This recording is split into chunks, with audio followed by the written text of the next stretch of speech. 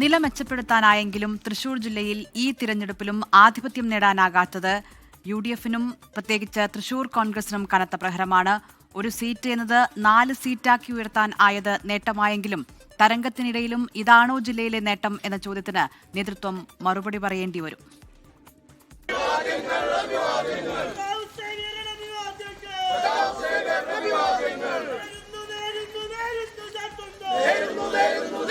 വടക്കാഞ്ചേരിയിൽ അട്ടിമറി വിജയം.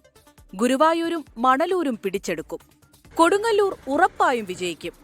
UDF തെരഞ്ഞെടുപ്പ് പ്രചാരണത്തിനിടയിൽ കണക്കുകൂട്ടിയതും പുറത്തു പറഞ്ഞതും ഇതൊക്കെയായിരുന്നു. പക്ഷേ വടക്കാഞ്ചേരിയിൽ ഒന്നും സംഭവിച്ചില്ല. UDF-ന്റെ സുനാമിക്കിടെ ഭൂരിപക്ഷം ചെറുതായി ഒന്ന് കുറഞ്ഞു എന്നതല്ലാതെ വടക്കാഞ്ചേരി വീണ്ടും ചെങ്കൊടിയേന്തി. ഗുരുവായൂരാകട്ടെ അവസാന റൗണ്ട് എണ്ണുമ്പോഴേക്കും LDF പിടിച്ചെടുത്തു കഴിഞ്ഞു. തൃശൂരിൽ രാജൻ പല്ലൻ ജില്ലയിലെ തന്നെ മികച്ച ഭൂരിപക്ഷത്തിൽ ജയിച്ചത് നേതൃത്വത്തിന് വലിയ ആശ്വാസമാണ് നൽകുന്നത്.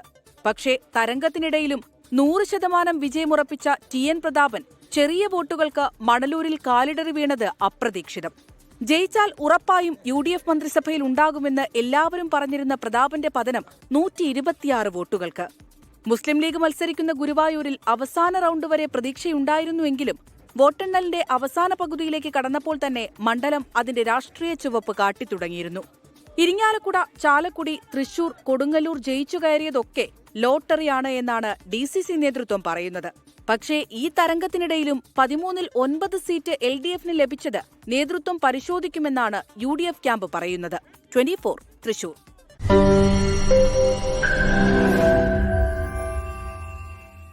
ലോകത്തെവിടെയായാലും ഏത് സമയത്തും 24 വാർത്തകളും ഓഗ്മെന്റഡ് റിയാലിറ്റി പാക്കേജുകളും എക്സ്പ്ലെയിനറുകളും വിശദമായി കാണാൻ ഞങ്ങളുടെ YouTube ചാനൽ നിങ്ങൾക്ക് സബ്സ്ക്രൈബ് ചെയ്യാം.